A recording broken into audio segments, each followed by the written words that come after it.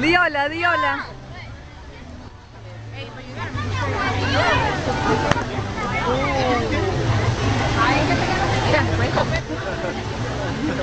¿Qué tal?